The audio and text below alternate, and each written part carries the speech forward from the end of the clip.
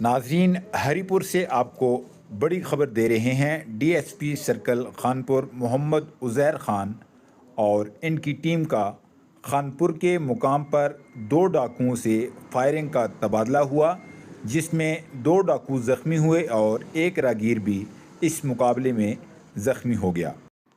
ناظرین، اطلاع کے مطابق D S P circle Khanpur Muhammad Uzair Khan اور ایس ایچ او تھانہ خانپور خالد خان اپنی ٹیم کے ہمراہ تھانہ کے قریب ناکہ بندی پر موجود تھے کہ موٹر سائیکل سوار آئے، جنہیں روکنے کا اشارہ کیا گیا، لیکن انہوں نے پولیس سے بچنے کے لیے با ارادہ قتل فائرنگ شروع کر دی، جن کی فائرنگ سے ایک راہگیر نعمان خان ولد محمد بشیر زخمی ہو گیا۔